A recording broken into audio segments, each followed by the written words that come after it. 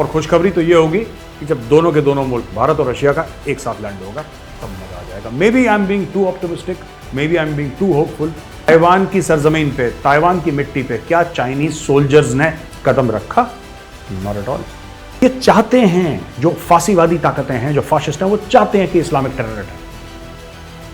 ये अलकायदा तुम्हारा Osama bin Laden बच्चा है, इनके सामने दूध पीता, तुमने भी देखा ही नहीं है। जय हिंद दोस्तों, मैं हूं मेजर गौरव आर्य और आप देख रहे हैं द चाणक्य डायलॉग्स। इस वीडियो को लाइक करिए, हमारे चैनल को सब्सक्राइब करिए, बेल आइकन दबाना बिल्कुल मत भूलिएगा। लूना 25 जो रशिया का स्पेसक्राफ्ट है, जो उड़ा था और लोग कह रहे थे कि साहब चंद्रयान 3 से 1-2 दिन पहले वो लैंड कर जाएगा, उसमें कुछ टेक्निकल ग्लिच आ गया है। जो प्री ऑर्बिट है, जो प्री ऑर्बिट यानी कि मून में प्री लैंडिंग ऑर्बिट जो होता है कि लैंड करने से पहले मून में आपको चक्कर लगाना पड़ता है, ऑर्बिट लगाना पड़ता है, वो एंटर नहीं कर पाया। कुछ प्रॉब्लम हो गई उसमें। क्या प्रॉब्लम हुई है अब मैं आपको स्टेटमेंट पढ़ के बताता हूं कि रशियंस ने इसके बारे में क्या बोला है। दोस्तों, रशियंस ने यह कहा है कि the robotic spacecraft was due to enter the orbit on Saturday but due to an emergency situation the manoeuvre was unsuccessful. यह रशियन स्पेस कॉर्पोरेशन रोसकॉस्मोस ने लिखा है। The team is analysing the situation और उन्होंने further detail नहीं दी। Basically क्या था कि साहब एक इमरजेंसी सिचुएशन आ गई क्योंकि जो मैन्यूवर था, ये जो प्री लैंडिंग ऑर्बिट है मून का, उसके अंदर नहीं घुस पाया लूना 25। अच्छा, सबसे पहले तो मैं रशियंस को यह कहना चाहता हूं कि देखिए सारे के सारे हिंदुस्तानी हम आपके साथ हैं। ऐसी कोई कंपटीशन नहीं हमारी रशिया के साथ कि हम पहले आप पहले। हमारा भाईचारा 75 साल पुराना है, ठीक है ना। आपने हमारी ऐसे वक्त पे मदद करी है जब दुनिया ने मुंह फेर लिया था। So there is no competition between us. और अगर थोड़ी बहुत कंपटीशन भी, it's a healthy competition. We wish you all the best. और हम ये चाहते हैं कि रशिया का लूना 25 भी मून के साउथ पोल में ही लैंड करे। और खुशखबरी तो ये होगी कि जब दोनों के दोनों मुल्क भारत और रशिया का एक साथ लैंड होगा तब मजा आ जाएगा। May be I am being too optimistic, may be I am being too hopeful. There is a sense of एक है रशिया के साथ लोगों का, भारत में एक रोमांस है दिमाग में, एक अच्छी यादें हैं। तो हो सकता है कि वो बीमारी मुझे भी हो। लेकिन दोस्तों, I wish the Russians all the best. और मैं चाहता हूं कि लूना 25 भी सक्सेसफुल हो और चंद्रयान 3 भी लैंड करे एक साथ, तब आएगा स्वाद। तो दोस्तों, बात यह हुई कि विलियम लाई जो वाइस प्रेसिडेंट है ताइवान का, वो अमेरिका चला गया और उसके बाद कहीं कहीं और चला गया। इससे जो चाइनीज हैं वो आग बबूला हो गए। वो मानते थोड़ा ना इसको, वाइस प्रेसिडेंट या प्रेसिडेंट को president. No, not at all. वो कहते तुम चाइनीज हो। जैसे हम चीनी भी नहीं चाऊ चाऊ हैं, तुम भी चीनी भी नहीं चाऊ चाऊ हो। वो कहते हैं हम चीनी भी नहीं चाऊ चाऊ है नहीं यार, हम ताइवानीज हैं। किसी दिन और मैं बताऊंगा ताइवान का चक्कर क्या है और चाइना का चक्कर क्या है, वन चाइना पॉलिसी, इसके ऊपर हम लोग डिस्कस करेंगे। लेकिन suffice it to say that the Taiwanese are not happy. और ताइवानीज ने बोल दिया यार ये सब बेवकूफी करना बंद करो। तो चाइना कहता है कि नहीं, तुम एक्चुअली चाइना का हिस्सा हो। ताइवान कहता है हम एक इंडिपेंडेंट सॉवरेन नेशन है। और यही खटपट चल रही है चाइना और ताइवान के बीच में दोस्तों। और चाइनीज ने एक्सरसाइजेज लॉन्च कर दी वहां पे, मिलिट्री एक्सरसाइजेज मेजर। अच्छा, चाइनीज का भी ना ये, इनको अकल नहीं है चाइनीज को। They don't know how to deal with the situation. जो कमजोर है बोला उसको दबा दो। अब सारे कमजोर दबते भी नहीं है, ठीक है। तो चाइना ने क्या करा?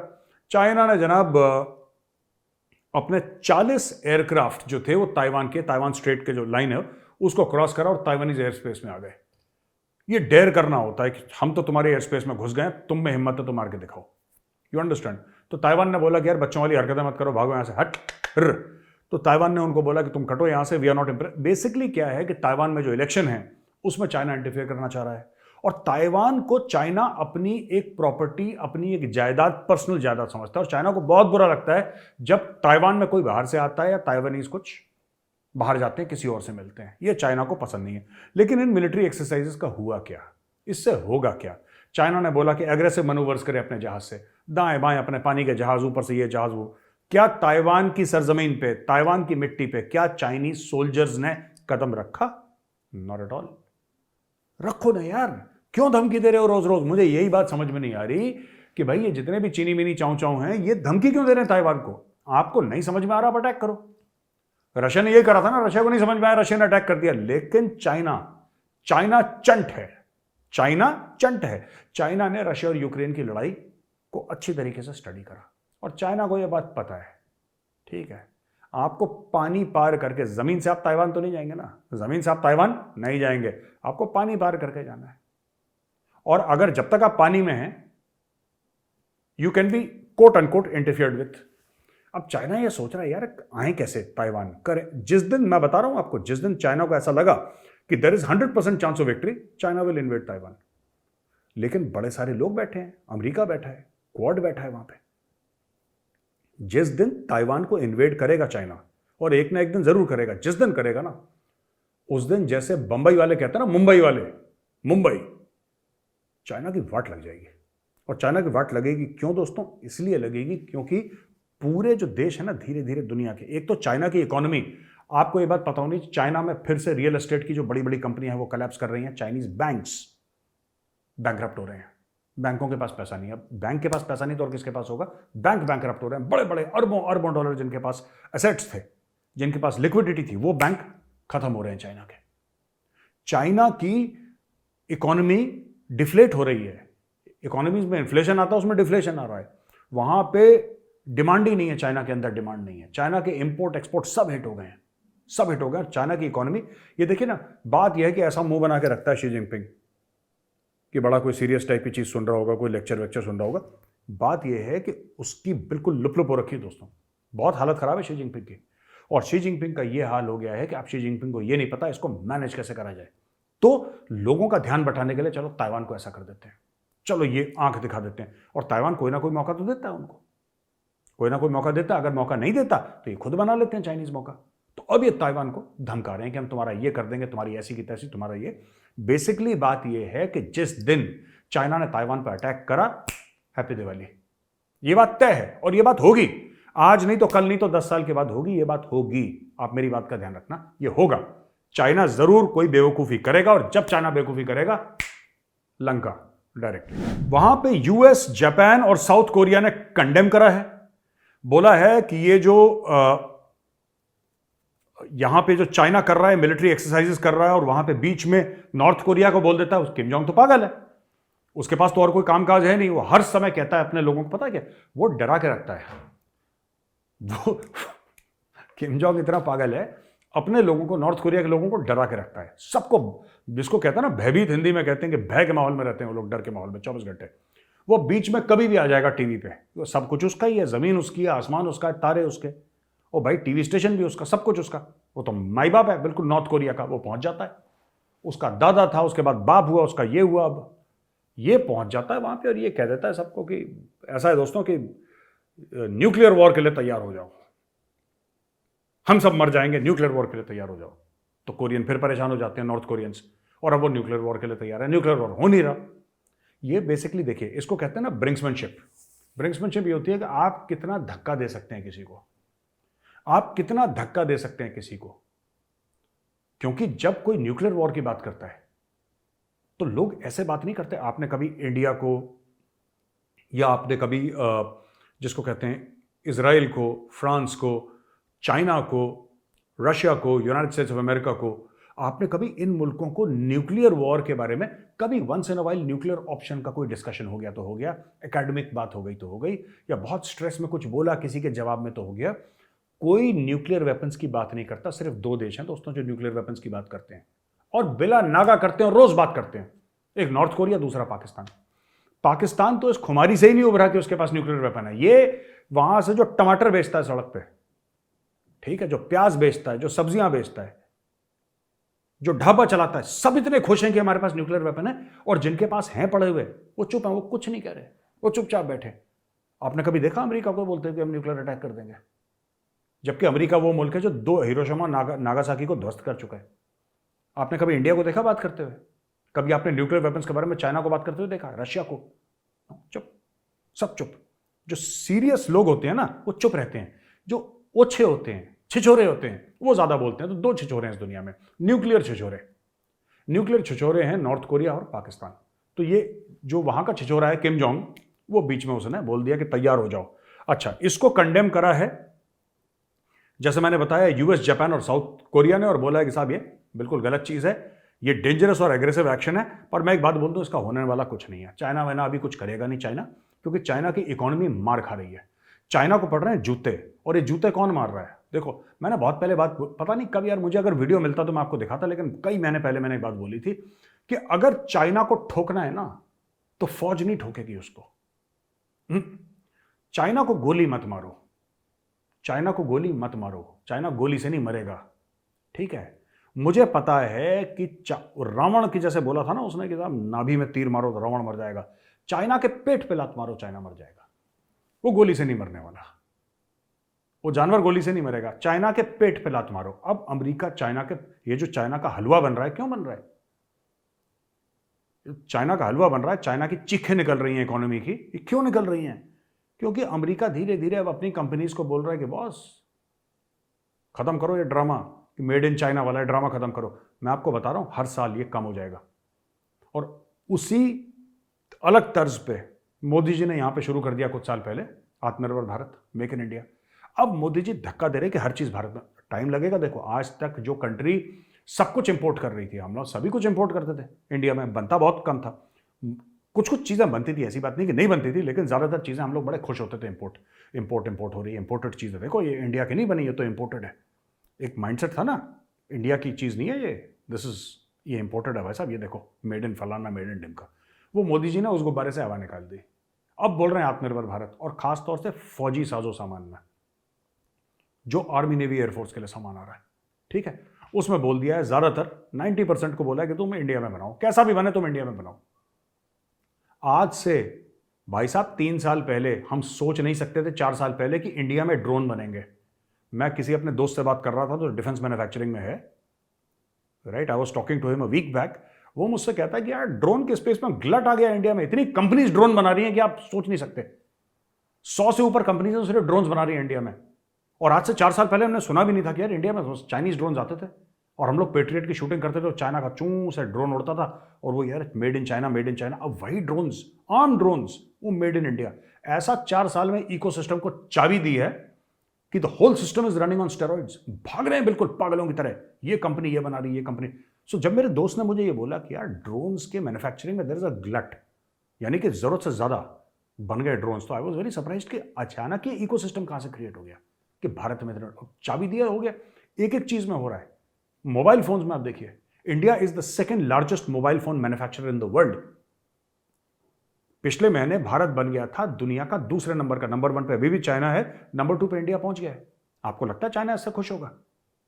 चाइना का गला नहीं सूख रहा होगा कि यार जो जीरो थे, जीरो से नंबर 2 पे आ गए हैं, जो नंबर 2 तक आ सकता है नंबर 1 पे भी आ सकता है।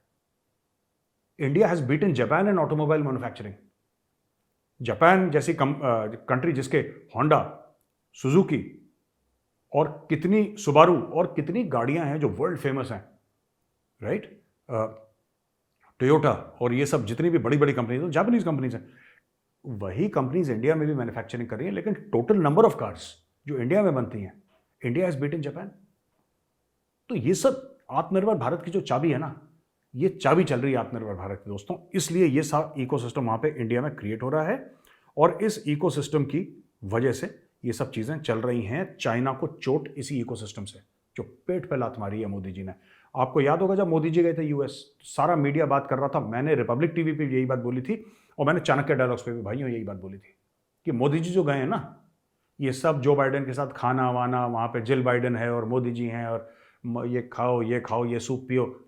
मोदी जी का असली मकसद मैं आपको उस समय भी बोला था, आप जाके रिकॉर्ड पे चेक कर लो। मोदी जी का मकसद यही था, चीन की पेट पे लात मारो। जब चीन अपना बटुआ खोले और उसमें पैसे ना दिखें तो चीन का गला सूख जाएगा, यही मोदी जी कर रहे हैं। अचानक ये कहता है कि I am a big Modi fan. Elon Musk जो नाक पे मक्खी नहीं बैठने देता था यहाँ पे इंडिया में, कहता था मैं इन्वेस्ट ना करूं। 2-3 साल पहले एलोन मस्क की स्टेटमेंट है, मैं इंडिया में इन्वेस्ट नहीं करूंगा, आप सिर्फ मुझे इंपोर्ट करने की इजाजत दें, चाइना में बनेगा। अब वो कह रहा है Modi ji I am your big fan, बताओ फैक्ट्री कहां लगानी है। बोला कब आ रहे हैं आप इंडिया? कहता है as fast as it is humanly, इंसान के लिए जितना जल्दी हो सकता है, जितना जल्दी कोई इंसान कर सकता है, उतनी जल्दी मैं आ रहा हूं इंडिया फैक्ट्री लगाने के लिए। बोलो अब ये जो है दोस्तों कि Pakistan condemns desecration of holy Quran in Netherlands. Netherland में फिर से एक कुरान के ऊपर उसने ट्रैम्पल करा, यानी कि पैरों से उसने कुचला है कुरान को और उसको पन्ने वन्ने फाड़ दिए हैं, ठीक है जी। और फार राइट ग्रुप है पेगिडा एक फार राइट ग्रुप है। ही वॉज अकम्पनी, 2 और लोग थे, तो एडविन वैगन्सवेल्ड उस बंदे का नाम है, फार राइट का एक बंदा है जो 2 और लोगों के साथ था, उसने कुरान शरीफ के ऊपर पैर वैर मार के जला फाड़ फूड़ दिया। उसने कहा, देखिए ना आप, अगर आपने चाणक्य डायलॉग्स आप रेगुलरली देखेंगे ना, आपको एक बात पता लगेगी, मैं बार बार कह रहा हूं और ये मैं लगातार कहता रहूंगा आपको, ये चाह क्या रहे हैं मैं आपको बताता हूं, ये क्यों कुरान शरीफ फाड़ी जा रही है मैं आपको बता रहा हूं। इसके पीछे कारण है। ये जो वहां के जो फांसीवादी हैं ना पार्टियां, वो चाहती हैं कि यहां पे टेरर अटैक हो यूरोप में, क्योंकि यूरोप में कुरान फाड़ना गलत नहीं माना जाता, बाइबल फाड़ना गलत नहीं माना जाता, टोरा जो यहूदियों की किताब है उसको फाड़ना गलत नहीं माना जाता। वो कहते हैं यार हमारे यहाँ फ्रीडम है, आपको जो फाड़ना फाड़ो, जिसकी किताब फाड़नी है फाड़ो, जिसको गाली देनी है जो, वो कहते हैं कि आपको बाइबल फाड़नी है, हम ईसाई आपको बाइबल फाड़नी है ना, कैरी ऑन, हमसे ले जाओ बाइबल और फाड़ो। वो ऐसे पागल हैं यूरोपियन। तो यूरोपियन कह रहे हैं कि आज़ादी यही होती है, जैसे हम लोग कहते हैं ना भारत में कि आज़ादी है लेकिन ये नहीं कर सकते यार, किसी का किसी का दिल खराब नहीं कर सकते, दिल आज़ादी किसी की नहीं हो सकती। भारत में ये बड़ा है कि आप किसी के जो मजहब के लोग हैं उनके बारे में अगर आप कहेंगे तो लोग बड़े अपसेट हो जाते हैं। यूरोप कहता है कि उनको कोई भी, मतलब इसमें सिर्फ हिंदू या मुसलमान या सिख ईसाई की बात नहीं है, कोई भी हो, उनको अपसेट करना आपका राइट है। मैं आपका दिल दुखाऊं ये मेरा हक है in terms of freedom of speech, जिसको कहते हैं I have the right to offend. आप ऑफेंड हो रहे हैं ना, मेरा हक है, मैं आपको ऑफेंड करूंगा, 10 बार ऑफेंड करूंगा। अच्छा, उसने ये क्या चाह रहा है, ये जिसने कुरान जलाई है, ये चाहते हैं, जो फांसीवादी ताकतें हैं, जो फाशिस्ट हैं, वो चाहते हैं कि इस्लामिक टेरर अटैक हो, ये चाहते हैं वहां पे टेरर अटैक हो। जब टेरर अटैक होगा तो वहां पे समाज पोलराइज होगा, जब समाज पोलराइज होगा तो फांसीवादी ताकतें आएंगी पावर में। यही ट्रीटी ऑफ वर्साई ने, उस जमाने में टेररिज्म तो वैसे होती नहीं थी, सेकेंड वर्ल्ड वॉर में, फर्स्ट वर्ल्ड वॉर और सेकेंड वर्ल्ड वॉर के पहले की बात कर रहा हूं मैं, 30s की बात कर रहा हूं, 1930s की जर्मनी की बात कर रहा हूं मैं दोस्तों। अभी जर्मनी साइन करता है ट्रीटी ऑफ वर्साई, और ट्रीटी ऑफ वर्साई के बाद यही होता है। अगर ट्रीटी ऑफ वर्साई नहीं होती, एडोल्फ हिटलर पैदा नहीं होता। व्हेन आई से पैदा नहीं होता, मतलब कि वो एडोल्फ हिटलर चांसलर नहीं बनता जर्मनी का। वो ट्रीटी ऑफ वर्साई ने इतना परेशान कर दिया, इतना परेशान कर दिया ट्रीटी ऑफ वर्साई ने। और जर्मन्स एक बड़े प्राउड लोग हैं, बड़ी गैरतमंद कौम है, उनको बड़ा बुरा लगा, यार आप ऐसे कैसे कर सकते हो हमारे साथ। हिटलर ने बोला मैं सबको चमका के रखूंगा, सब जर्मनी के सामने सर झुकाएंगे। उन्होंने बोला कैरी ऑन, उसने बोला कैरी ऑन, चढ़ गया ऊपर, उसने चमका दिया पूरी दुनिया को। भाई साहब 3 दिन के अंदर पोलैंड को निपटा दिया उसने। तो ये पुरानी कहानियां, मैं आपको किस दिन सुनाऊंगा, बड़ी इंटरेस्टिंग कहानियां हैं। वही ताकतें जो एडोल्फ हिटलर को खुदा मानती हैं, जो मसलूनी को खुदा मानती हैं, वही ताकतें, उनमें से कुछ लोग तो हैं जो जला रहे हैं because they believe in freedom of speech. वो फाशिस्ट नहीं है। मैं ये नहीं कह रहा कि जो भी कुरान जला रहा है वो फाशिस्ट है, मैं ऐसा बिल्कुल नहीं कह रहा, पर मैं कह रहा हूं कि इनको एंड में फायदा फाशिस्ट को होने वाला है। और आप जो भी कहते हैं ना, जो भी हैं, मैंने कई जो राइट विंग इस्लामिस्ट हैं पाकिस्तान में है ना बड़े, मेरी उनसे 1-2 से बात हुई, उन्होंने बोला मेजर साहब इंशाल्लाह देखना किसी दिन अलकायदा अटैक करेगा, किसी दिन इस्लामिक स्टेट अटैक करेगा, तब इन यूरोपियंस को पता लगेगा। और मैंने उनको यही बात बताई, ठीक है, जो मेरे पाकिस्तानी जान पहचान वाले हैं जिनसे मेरी बात हुई कल परसों इस मामले में।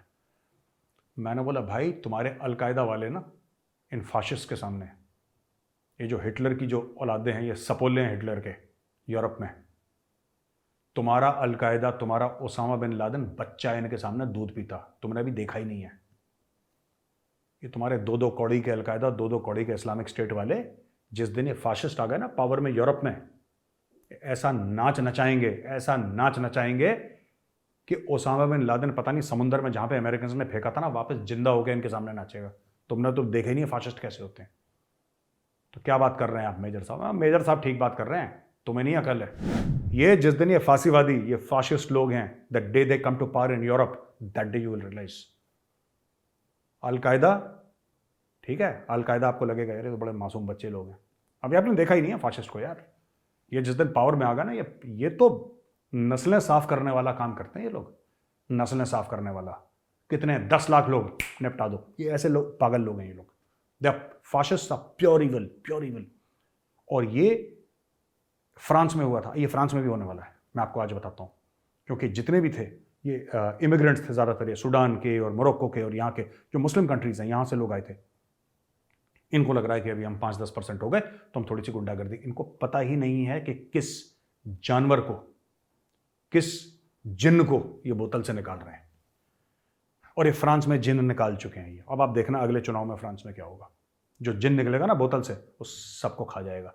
ये मेरा प्रिडिक्शन ही नहीं है, ये मैं आपको एक सच्ची बात बता रहा हूं, आप नोट कर लेना आज की तारीख में। तो दोस्तों आई होप आपको वीडियो पसंद आया होगा। अगर वीडियो अच्छा लगा तो लाइक जरूर करिएगा, हमारे चैनल को सब्सक्राइब करिए, बेल आइकन दबाना बिल्कुल मत भूलिएगा दोस्तों। जय हिंद, वंदे मातरम, भारत माता की जय।